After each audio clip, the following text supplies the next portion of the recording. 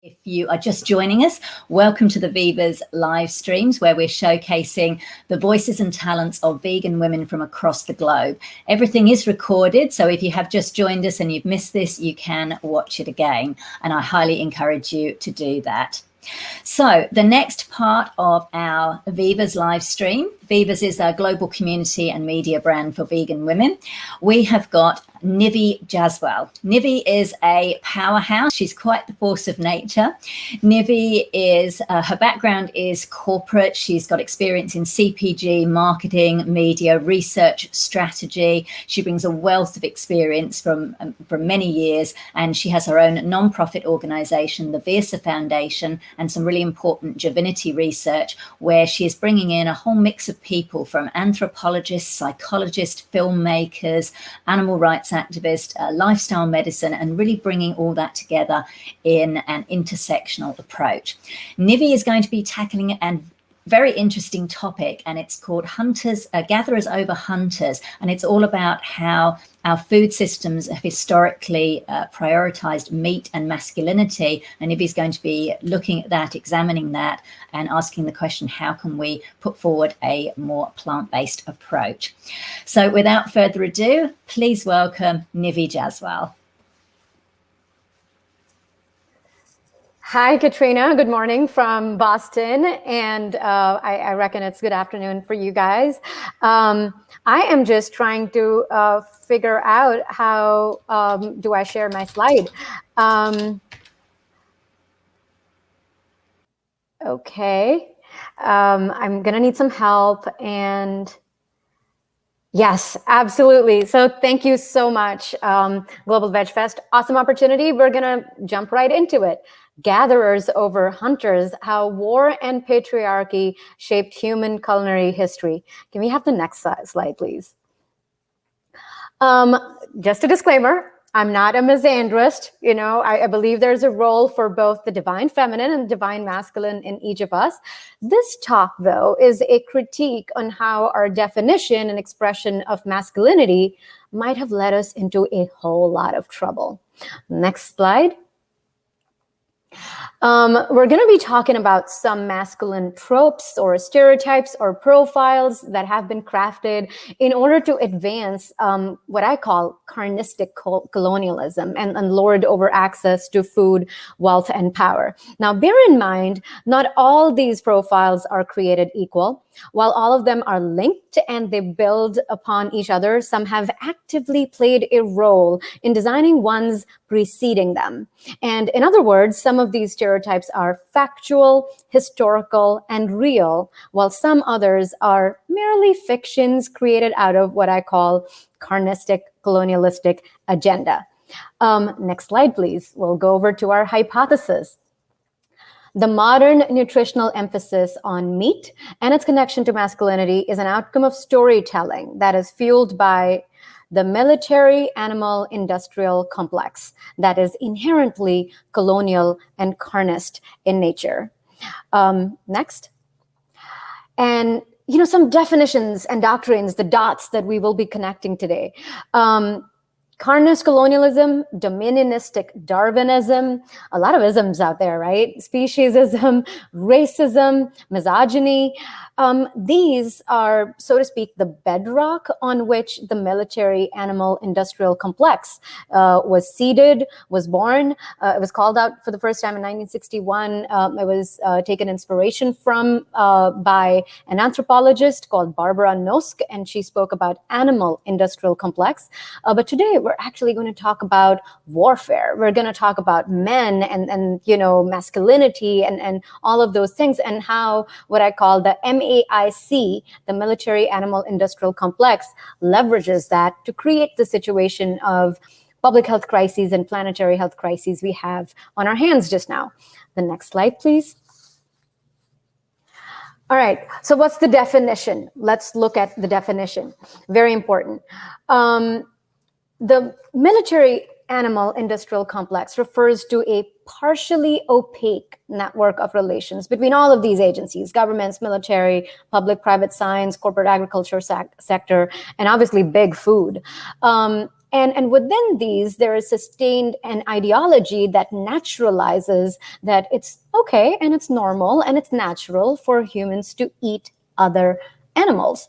And it encompasses an extraordinarily wide range of practices, markets, even identities and symbolism, and it has a global footprint economically and most unfortunately psychosocially. So we're going to deep dive into this in just a moment.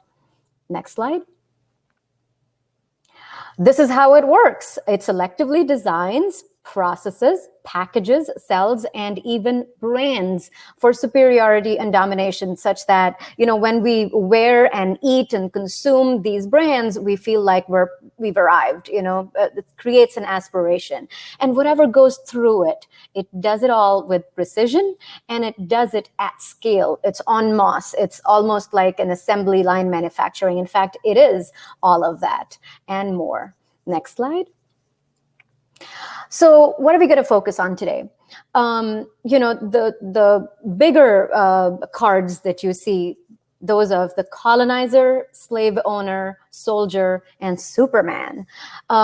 These are basically profiles that have offered a specific interpretation of human history that has tended to promote their agenda. And they continue to do so. And that has defined our food system and down to what our definition and idea of nutrition and health are. When you look at the game changer trope, which is to the bottom right-hand side, it's in resistance of the military animal industrial complex. On top of it, when you look at the slaughterhouse worker, the slaughterhouse worker, you see that unfortunate trope as an outcome of this complex. And what you see on the far left are the largely fictional tropes around how early humans lived and whether the Neolithic agricultural revolution was a massive success and so on. So it's all about laying down certain foundational narratives for exploitation of animals, human trafficking, oppression of women, systemic racism, and ultimately zoonotic pandemics and climate change. Now, it would take a lot for us to go through all the cards involved in this game. So we will investigate just a select few. Next slide, please. So our journey today is going to go through British India and the seeds that it sowed, unfortunately, of carnistic colonialism. We'll then go over to Cold War America and look at all the tropes they amplified to promote eating meat and, and trying to teach us what primitive humans were all about. And then we'll get on to World War II and look at how branded junk food has become a global public health malaise. Next slide. First, man the colonizer. An empire built on international trade, the Industrial Revolution, and nobody would have guessed, carnistic colonialism. Next. Now, what's interesting is when the East India Company was formed, and later on when India as a colony or large parts of South Asia as colonies passed under the control of the British Crown, all previous invader rulers stayed on, assimilated, adapted, and eventually embraced places where they went to as their motherland, not just India, but others too. However, as we do know, that the East India Company had no such intent. Their presence grew to become trading posts, and then you see man the colonizer and man the soldier and man the priest. All of those tropes arrive, one after the other, and ultimately the entire landscape was redesigned for mass production for export of certain choice products using slave labor from the natives. Next, please. What could be more sinister than carnism? And I really, really, really encourage a lot of our white Caucasian vegans out there to look at this a little closely. There is something that is more sinister than carnism, and that is carnistic colonialism. As an anthropologist and as a researcher, Marek Muller, talks about in their book, they say, carnism is not merely carnism, but rather carnistic colonialism. an ideology and discourse of edibility that favors Western, industrialized, capitalistic modes of animal production and consumption situated within transnational histories of coloniality, heteropatriarchy, and white supremacy. Next, please. And when we actually look at some of the things that have been said, this is supposedly a revered Jesuit missionary, Abbe Jean-Antoine Dubois, and he said, ahimsa is a cowardly and an effeminate doctrine. Next. This is how the colonizers' table looked like. It actually created in India what's called the Anglo-Indian cuisine. And Britain was the heaviest consumer of meat in Europe at the time. There is something, written out here in a book called Meat, Mercy, and Morality. I highly recommend you check it out. And it lists out an array of meat that was consumed at Anglo-Indian breakfasts: crumb chops, brain cutlets, beef rissoles, deviled kidneys, and a whole lot more. Next. And when we look at this Carnist ostentation, it was deployed as the cultural marker of a masculine, physically superior British Raj. And oftentimes, they even blamed the climate for stomach disorders and gastrointestinal illness.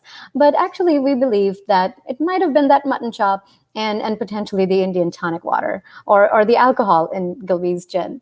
Next, please.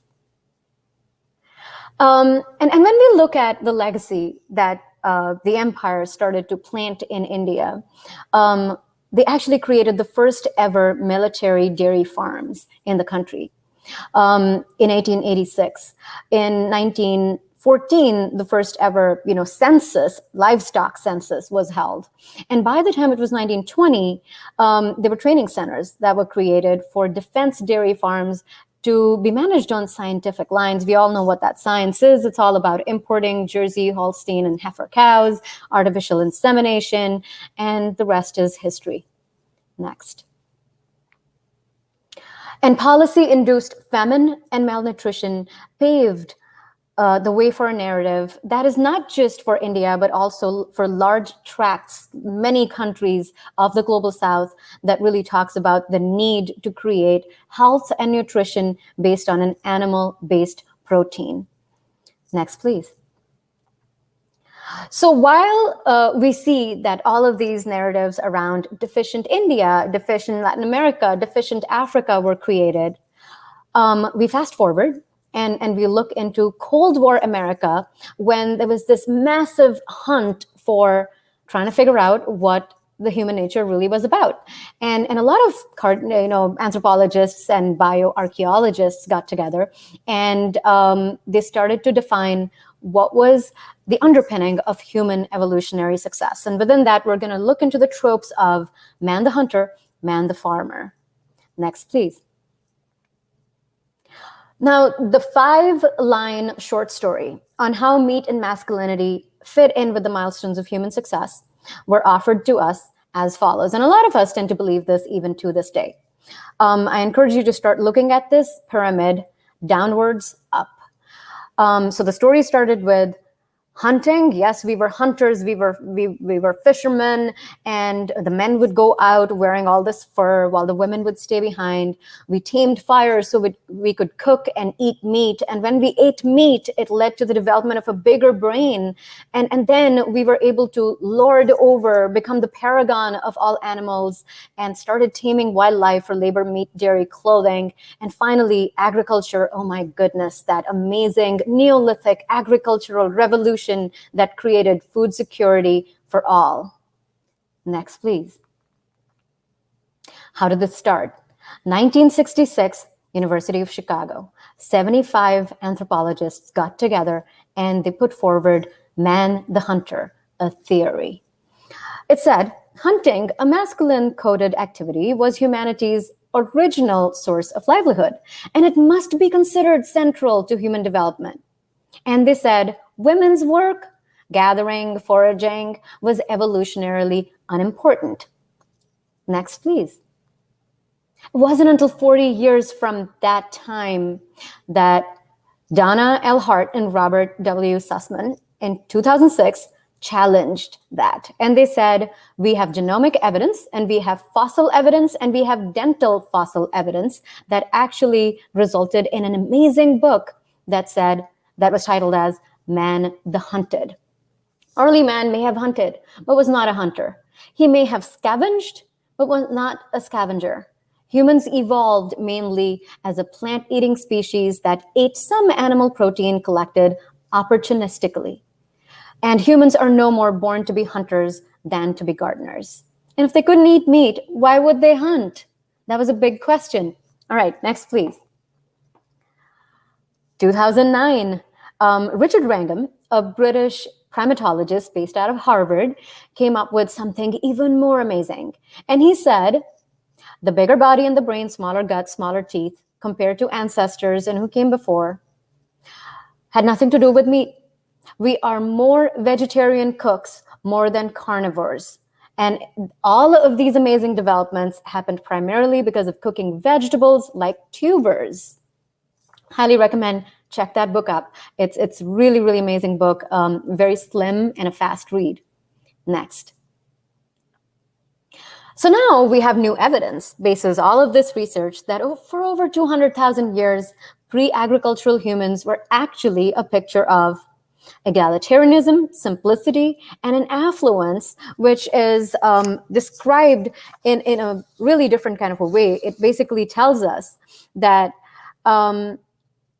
early humans were predominantly foragers, living peacefully, eating a highly varied, predominantly plant-based diet, and that gatherer-hunter cultures were more matrilocal and had a greater spirit of Ubuntu, and they were less prone to organized warfare and able to offer even a more loving livelihood, a loving childhood to their children and a peaceful livelihood to all around. Next, please. So what about man the farmer? When we look at war epidemiologists, and yes, there is somebody called a war epidemiologist, archaeobiologists and paleopathologists, in fact, at Durham University in the UK. They've identified several periods of transition in human history that have had huge impact on public health. And they said farming was one such epidemiological transition, and it actually seeded lack of diversity in diet and therefore zoonotic infections, starvation, malnutrition, easy spread of infections, and most of all, patriarchy, gender-based coding, and finally, organized warfare. Therefore, seeding what we call the military animal industrial complex. Next, please. Now, fast forward, we're getting into man the soldier. This is when military animal industrial complex goes multinational. And the military, if you didn't know, is the largest funder of the food research in the United States. Next, please. We're going to breeze through these slides now. World War II made lower nutrition standards actually a little bit more acceptable to people. Next, please. And how is the fast food industry a byproduct of military's food and innovation technology efforts? Well, anything that's convenient, processed, packaged, and will have a longer shelf life is good for the soldiers, right? And once you actually set up all the manufacturing facilities, once the war is ended, what do? You turn those products onto your citizens, and you ensure that you brand them and turn them into McNuggets. Next slide, please. The World War II campaign actually started with organ meats, and it was very successful. At the end of the war, Americans were eating 50% more offal, which is basically organ meats, as they were eating before. So a ton of money, and a lot of anthropologists, including Margaret Mead, headed that team. Next, please. And here we have a long list. Spam, turkey jerky, U.S. Army's Forever Pizza, McNuggets, all of these you can give credit to the U.S. military for. Next, please. And it's not just the food. It's also certain key channel and store formats like a drive-through. These were experimented with, especially for the U.S. military in 1975. Next, please. But how do these tropes of masculinity, meat, and military get away with so much? Lizzie Collingham says, the global wars have made it worse. Wartime food shortages substitutes primed a population to value abundance, essentially scale and instant gratification, I guess, and accept reduced quality ingredients. Next, please. But fear not, the resistance is here. Real men eat plants. Real men are powered by compassion. Real men lean in and are not afraid to be vulnerable, and much more than will fit on the slide. But as I said, is it too late? Will centuries of Carnist colonialist greed get the better of our species? And are the planetary boundaries breached and too far gone?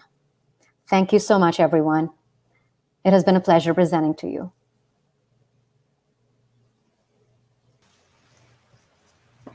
Katrina. Thank you so much, Nivi. What a fascinating topic. And I know you can probably make that an even longer one. So if people want to follow you, obviously check out the Versa Foundation and Divinity Research. You can find all that information in the program for this event. But that was amazing. Thank you so much, Nivi. You're awesome. Thank you so much, Katrina. And thank you, Global Vegfest.